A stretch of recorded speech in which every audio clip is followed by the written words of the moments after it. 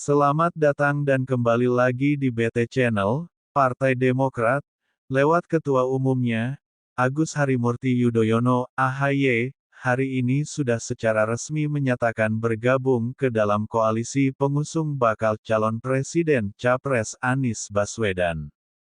AHY bahkan mendorong pembentukan segera sekretariat koalisi perubahan. Untuk itu, Demokrat akan mengajak PKS agar menyerahkan keputusan bacawa pres kepada baca pres yang kita usung. Dengan demikian, tiga partai memiliki kesetaraan yang sama dalam koalisi, ujar AHY lewat keterangan tertulisnya, Kamis. Menurutnya, Anies memiliki independensi dalam menentukan pasangannya, tanpa diintervensi oleh pihak manapun. Sehingga pasangan tersebut akan harmonis dan saling melengkapi jika nanti terpilih dalam pemilihan presiden Pilpres 2024. Ketika kelak mendapatkan amanah untuk menjalankan roda pemerintahan. Bukan kawin paksa, ujar AHY, Kamis tanggal 26 Januari tahun 2023. Bagi Partai Demokrat, dorongan itu merupakan salah satu wujud dukungan serius kepada partai-partai untuk meresmikan koalisi perubahan. Kepala Badan Komunikasi Strategis DPP atau Koordinator Juru Bicara DPP Partai Demokrat, Herzaki Mahendra Putra mengatakan, dorongan itu sudah membuktikan komitmen dari Partai Demokrat.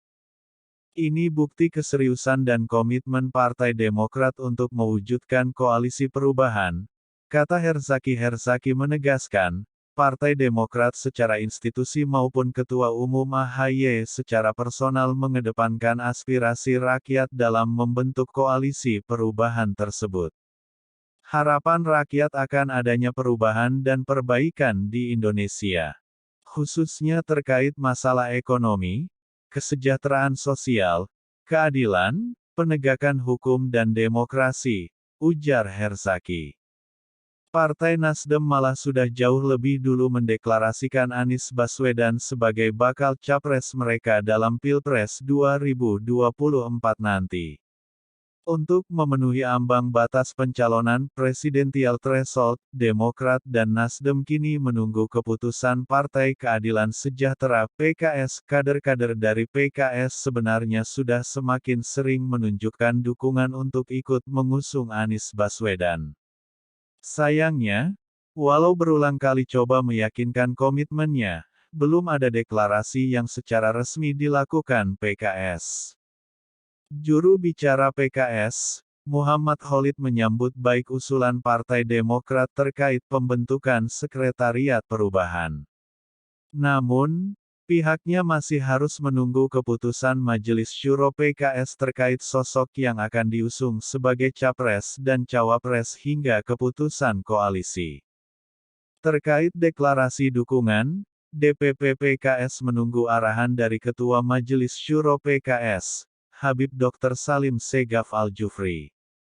DPP PKS sebagai pelaksana tugas dari amanat Majelis Syuro akan taat dan patuh menjalankan keputusan Majelis Syuro, ujar Khalid lewat keterangannya, Kamis tanggal 26 Januari tahun 2023. Kami memohon agar masyarakat, khususnya keluarga besar Partai Keadilan Sejahtera, untuk dapat bersabar menunggu keputusan resmi dari pimpinan, sambungnya.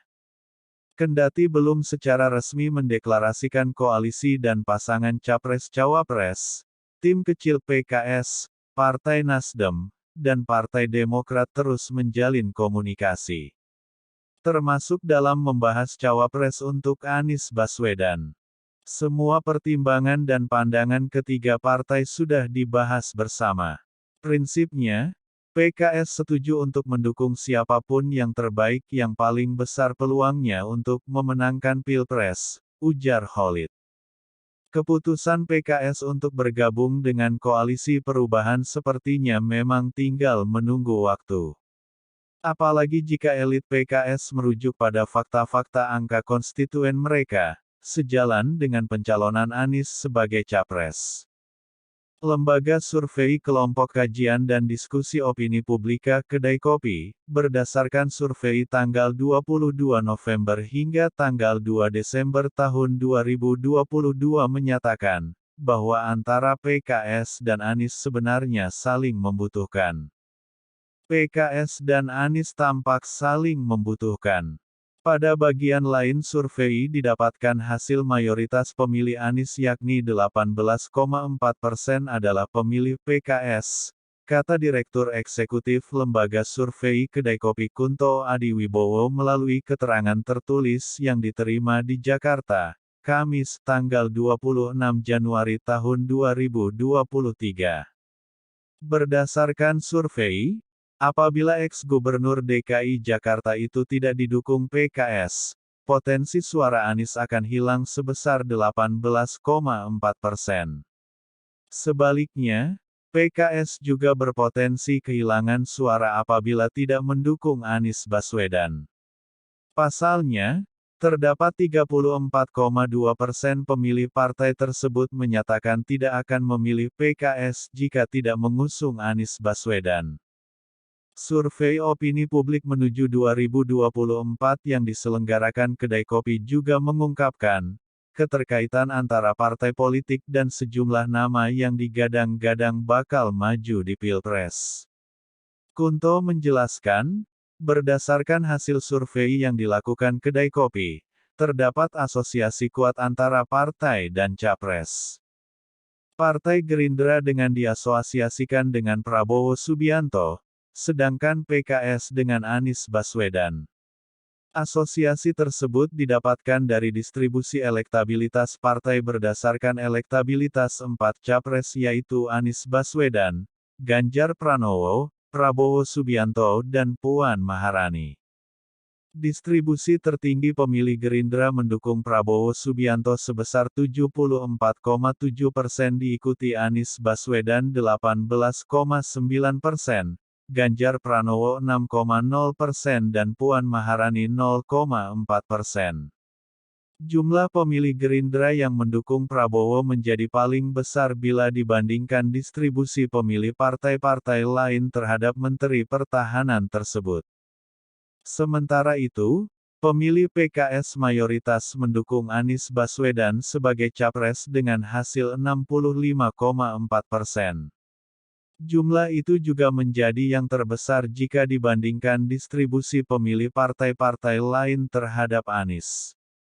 Sisanya, dukungan pemilih PKS diberikan kepada Ganjar Pranowo sebesar 18,7%, Prabowo Subianto 15,9% dan 0% bagi Puan Maharani.